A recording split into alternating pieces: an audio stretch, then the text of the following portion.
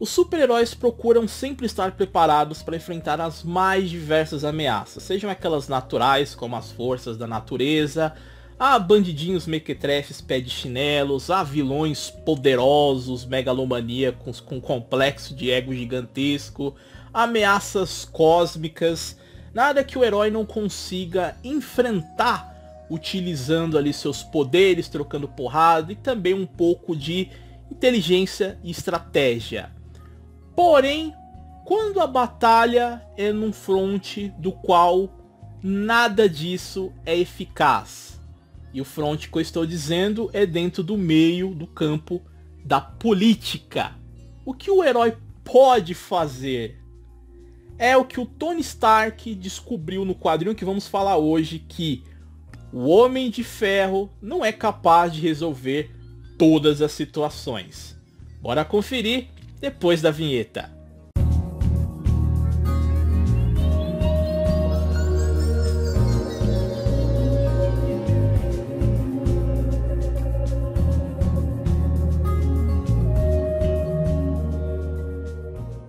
Salve a todos, bem-vindos a mais um Arkham Comics, para mais um vídeo de Relembrando. Fernando Henrique, para quem não me conhece. E quanto tempo que não temos um vídeo de Relembrando aqui no canal, né? Então, eu pensando nisso, eu resolvi trazer uma edição que foi uma leitura um tanto quanto recente para compartilhar com vocês, do Vingador Dourado, né? O Pinga de Ferro, o Homem de Ferro, para quem preferir.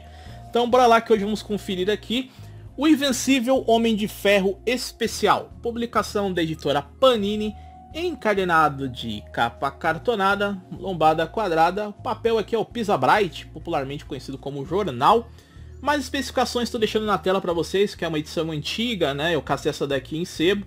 Ela reúne aqui as edições 73 a 78 de Invincible Iron Man. E é uma história que tem os roteiros do John Jackson Miller e a arte do George Lucas. Não é o George Lucas do Star Wars. E aqui temos nessa edição fechada uma história intitulada A Melhor Defesa, que eu já diria para vocês que é uma das melhores histórias do Homem de Ferro. E eu vou explicar um pouco disso para vocês, o porquê. É uma história um tanto diferente em termos de quadrinhos de super-heróis. Bom, antes de eu partir para a resenha aqui, só lembrando, como sempre, que sempre temos inscritos novos aqui no canal, os vídeos de Relembrando eu costumo dar spoilers com relação à trama. Alguns vídeos de Relembrando eu dou spoilers da trama inteira, inclusive desfecho. Outros eu destaco alguns pontos principais em torno do plot da história, para dar ênfase em detalhes do porquê ela ser tão boa e o motivo dela ser relembrada. É o que vai acontecer nesse vídeo. Eu não vou falar em torno do desfecho da história aqui, mas eu vou me focar em alguns detalhes específicos do que temos nessa trama aqui. Beleza? Aviso dado, como sempre, né? Vamos parar aqui e vamos falar da história, do que se trata esse arco A Melhor Defesa, que tem o ramo da política abordado aqui, como eu disse na introdução do vídeo. Bom, a história ela começa com uma equipe militar testando trajes novos, mas a tecnologia empregada ela meio que foi desenvolvida que nem o rabo dos responsáveis, né? Já que acaba dando uma merda tremenda e matando ali os soldados. Os caras praticamente são derretidos dentro dos trajes. E como essa situação ela foi gravada, membros do governo assistem a esse teste e discutiam ali entre eles o que podia ter dado errado. E é aqui que temos duas figuras importantes dessa história que são apresentadas ao leitor. A primeira delas é o subsecretário Burt, que é o responsável por essa merda aqui. Ele que alega que a culpa não é dele, sim dos fabricantes que erraram. E o segundo, que é o chefe de gabinete do presidente, o Stu Conrad, que afirma que esse tipo de coisa não pode acontecer de forma alguma, e que eles precisam ali de um consultor competente para checar equipamentos militares novos. O Burt ele se mostra contrário à ideia do Stu, que quer chamar o Tony Stark para ser o consultor. Ele é contra por exatamente o Tony Stark já ter recusado essa proposta diversas vezes. Mas o Stu ele ignora e diz que como ele vai fazer esse convite a nome do presidente, ele quer ver se o Tony ele vai ter coragem de recusar sem ouvir a proposta. E os dois acabam se encontrando durante uma feira tecnológica E é quando o Conrad faz a oferta ao Tony Stark. Deixa bem claro que não se trata de um pedido para que o Tony volte ao ramo de fabricar armas, negativo. É apenas um trabalho de consultoria, para que ele preste ali um controle de qualidade e segurança dos equipamentos que são destinados ao uso do exército americano. Então ele dá um tempo para o Tony pensar na proposta e deixa com ele o vídeo do teste do equipamento que deu aquela merda lá que eu citei para vocês agora há pouco. Tanto para que o Tony veja do que se trata o trabalho, como também identifique o que deu errado ali. E o interessante que se nota logo de cara nessa HQ é a reação do Tony Stark. Ele que quer a todo custo evitar de se envolver com armas. De estar ali numa situação que remete ao seu passado. Tanto o que o levou a se tornar um Homem de Ferro, quanto aos que as indústrias Starks eram antes de largar o ramo de produzir armas. E ele acaba meio que desabafando, compartilhando tudo isso com o Capitão América, a proposta que ele recebeu.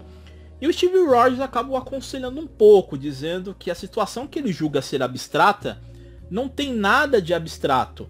E ele compartilha a sua experiência do que ele viu na guerra, que como exemplo ele viu mulheres que trabalhavam em fábricas de munições, mecânicos que nunca pegaram numa arma, mas que prestavam suporte técnico aos soldados, mesmo correndo risco ali no meio da guerra, no campo de batalha.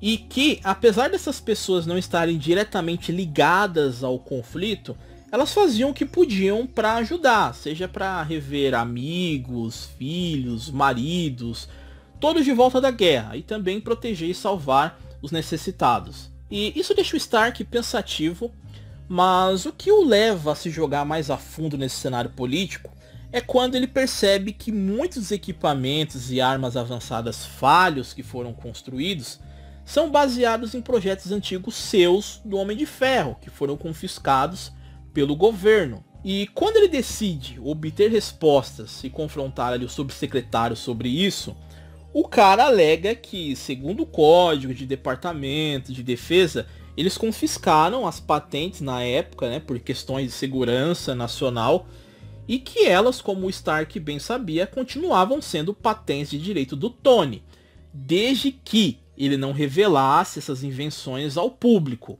O Tony contra-argumenta que ele se lembra disso, mas havia uma exceção para o Homem de Ferro.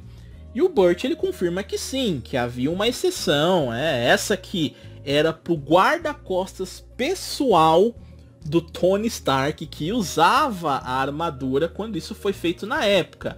Mas como o próprio Tony mentiu sobre esse guarda-costas, que jamais existiu, quando ele deu essa desculpa, essa mentira anos atrás, porque ele mesmo era o Homem de Ferro, então por causa dessa mentira, ele perdeu o direito ao não uso dos seus inventos pelo governo. O Tony ele fica puto com isso e, decidido, ele resolve não aceitar o cargo de consultor e sim falar com o presidente, que na época era o George W. Bush, e aceitar a proposta do presidente de ser o secretário de defesa do governo. E é aí, meus amigos, que começa a guerra política e midiática da nomeação do Tony Stark ao cargo. Que claro, né, tem que passar pelo Senado e sofrer a aprovação da maioria. E, só traçando um paralelo para vocês, quem gosta daquela série House of Cards, com certeza vai curtir essa HQ. Porque o foco todo aqui é nessa construção política da trama. Ela é repleta de armações e também de reviravoltas, né? Porque aqui temos, de um lado, o Tony Stark enfrentando a pressão do Senado e da mídia sobre a sua candidatura, da qual ele promete em discurso revolucionar o jeito de se fazer guerra, né? De forma não letal, né? Onde ninguém mais vai precisar morrer numa guerra. Mas como isso, guerras não letais, é o que a HQ ela vai questionando e apresentando através dos discursos ali do próprio Tony e das suas propostas. E do outro lado temos o subsecretário Burt, que seria o antagonista aqui da HQ. Ele que sempre cobiçou o cargo de secretário de segurança, e que sempre explorando as brechas da lei ali por causa do passado do Tony, dele ter mentido em não ser um Homem de Ferro.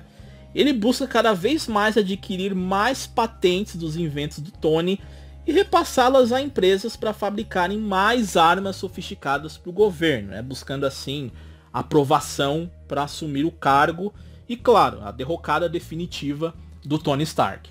E a história ela é muito boa.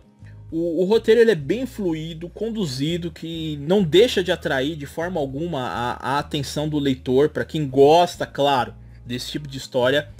Porém, a narrativa aqui ela progride de maneira mais lenta, né? Já que ela é repleta de textos, mas os textos eles não são chatos, são todos bem encaixados e deixa a ação em quinto plano. Então, quem espera um momento porradeiro do Homem de Ferro, aqui não é esse o foco. Na realidade, eu diria que essa história ela não se trata nem do Homem de Ferro em si, no sentido do herói atuando em campo e tal, trocando porradarias. Em si é uma história que se foca e retrata mais do Tony Stark. E olha, é uma HQ muito boa, uma história ótima, excelente, sem sombra de dúvida.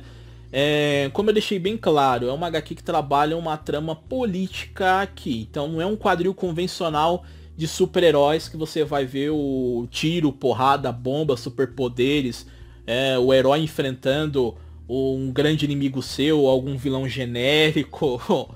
Não, foca-se mais nessa trama política, essa disputa, essa batalha do Tony Stark nesse front, enfrentando a mídia, o Senado, lançando a sua candidatura a secretário de defesa. Tem alguns momentos dele utilizando a armadura do Homem de Ferro e um pouquinho de ação. Tem, mas são bem poucos. Não é o foco principal aqui. E eu sei que já pode ser a pergunta ou a dúvida de algum de vocês, né? Principalmente porque vivemos em tempos que muitas pessoas são sensíveis, né? Tem gente que não gosta de ver políticas inseridas em quadrinho, games, filmes, mas querendo ou não, tudo relacionado ao entretenimento, querendo ou não, tem um pouco de política no meio.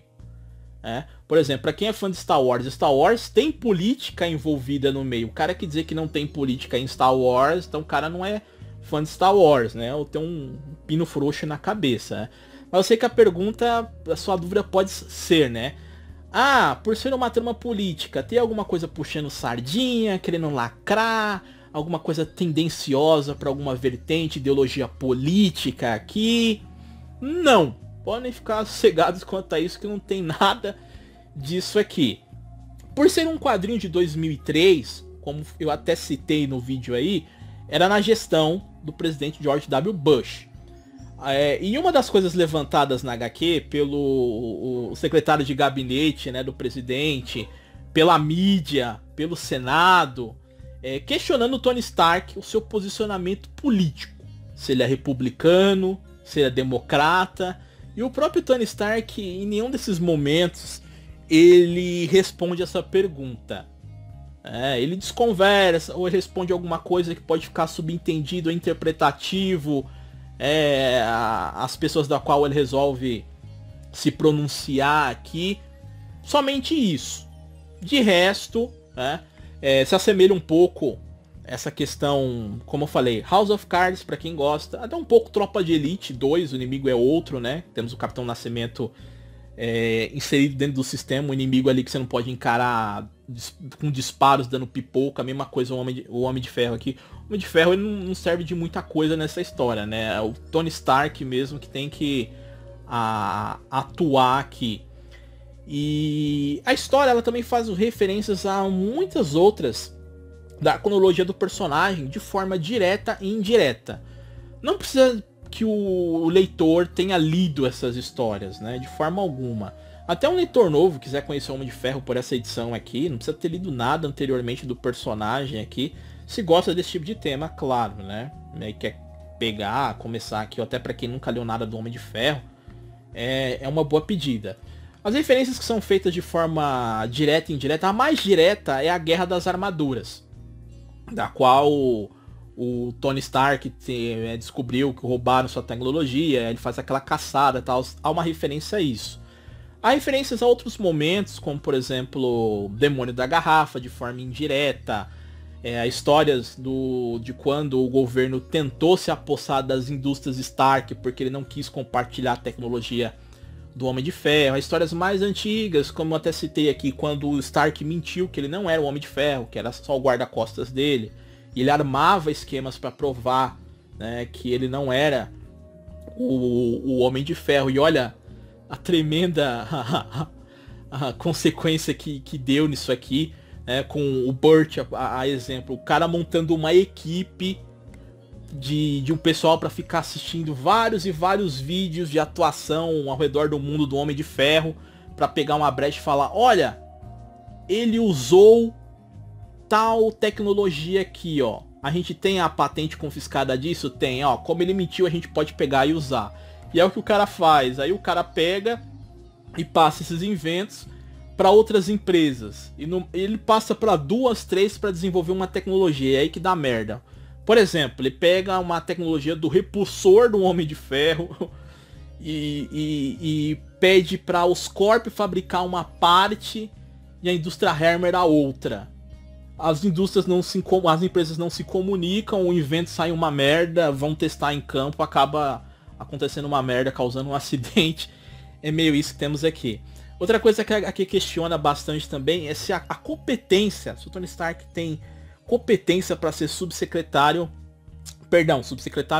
ser secretário de defesa. Porque a mídia e o Senado caem em cima com relação ao passado do Tony Stark. Você é um playboy, né? É um cara muito debochado, vive uma vida depravada, alcoólatra, né? Por mais que o Tony Stark procure ficar sóbrio, mas tem uma história de alcoolismo que pesa para ele também. Você já chegou a usar a armadura embriagado. É questionado muito a conduta do Tony Stark, isso pesa para a decisão do Senado, a mídia explorando isso também, para ver se vão aprovar dele ser o secretário de defesa ou não. Porque não é qualquer cargo, mas o Tony Stark nessa história, ele se mostra bem sério. Então, para quem está acostumado com aquele jeito dele mais debochado, fazer piadinhas, aqui ele assume uma postura bem mais séria, porque não há tempo para fazer gracejos. Ele também tá preocupado com o uso dessas patentes por ele ter mentido, que é outra coisa também até questionada pelo próprio Senado e a mídia. Ah, você mentiu antes que não era um Homem de Ferro. Dá pra confiar num cara desses? Tendo em vista todo o seu histórico, principalmente dessa mentira. E o Homem de Ferro, o Tony Stark, ele tá desesperado, tanto para impedir que mais uma vez sua tecnologia caia em mãos erradas, mas não é só para isso que ele lança essa sua candidatura. Ele também quer contribuir utilizando a sua tecnologia, mas de forma não letal, para oferecer uma nova forma de travar guerras, tanto protegendo os soldados do exército americano, compartilhando a tecnologia também com aliados, outras nações, e também evitando baixas. Ele faz umas propostas interessantes. Então, tudo isso que é trabalhado nessa HQ é feita de uma forma excelente aqui pelo John Jackson. A arte do George Lucas é muito boa, combina aqui. E é um material que, olha, sinceramente eu dou uma nota 9. Vale, se você não leu isso aqui na época, vale caçar isso aqui. Eu não sei porquê. Até a gente sabe porquê, né? Panini é uma jumenta, né? Mas isso aqui merecia ser republicado. Até naquela coleção de fresco da Panini, Marvel Vintage, criação do fresco, ex-fresco, né? Quer dizer, continua sendo fresco, apesar de ter saído da Panini, né? O Levi Trindade, né? Não sei porque não publicam isso lá. Tem algumas porcarias saindo nessa Marvel Vintage que não mereciam um formato com preço absurdo daquele, como por exemplo, é até uma história legal, né? Mas por exemplo, aquela Wolverine e Gambit, Vítimas, é uma história bem mais ou menos. Eu tenho aqui as edições da Abril, posso até trazer futuramente um vídeo no canal. Mas uma edição que merece um Marvel Vintage capa dura num preço absurdo daquele, né? Isso aqui merecia ser republicado, podia ser em capa cartão mesmo, né? Se eu quisesse colocasse um papel LWC estaria ótimo, porque a publicação aqui, na época ela saiu com papel jornal, mostrar pra vocês, apesar de ter mostrado a arte na tela. É sem dúvida uma das melhores histórias do Homem de Ferro. Tem até, claro, eu não vou nessa vibe de sites que fica, ai, material indispensável, que não sei o que tem que ter aquela coleção que você é fã do personagem, essa sua escolha do tipo. Mas tem sites americanos elogiando e bastante essa história e colocando tipo como apesar de não gostar muito dessas coisas de top, 10 melhores histórias do Homem de Ferro, que vale a pena você dar uma conferida. Essa aqui, a maioria desses sites entra como uma das melhores do personagem. E não é por menos. Quem leu sabe o que eu tô falando aí. Fica até à vontade nos comentários pra quem leu e quem não leu, pra gente trocar aquelas ideias bacanas, beleza? Hierarquia de comando existente. Tá aqui, ó. Se pedirem com carinho, eu posso ser o secretário de defesa. Posso até reduzir a jornada de trabalho. Espero que vocês tenham gostado de mais esse vídeo. Se você gostou e puder, deixa seu like. Se é novo, se inscreve no canal aí, marca nas notificações. Já leu essa edição aqui, o que achou? Gostou bastante da trama ou não? Fica à vontade nos comentários. Eu acho que se tivesse mais histórias desse tipo aqui, colocando os super-heróis em cenários um pouco fora da alçada deles, fora do convencional ali, teríamos uma variedade bem maior de histórias, que hoje em dia a gente vê algumas coisas assim que acaba... Algumas são legais, outras você fala, pô, já vi isso aqui trocentas vezes, o herói que se desentende com o outro e cai na porrada de novo, ou aquele grande roteirista Toninho Rei, Toninho que faz a mesma trama do herói chorão. É bom às vezes dar uma variada, né? Enfim, é a minha opinião, né? Mas, enfim. Até o próximo vídeo. Um grande abraço e valeu!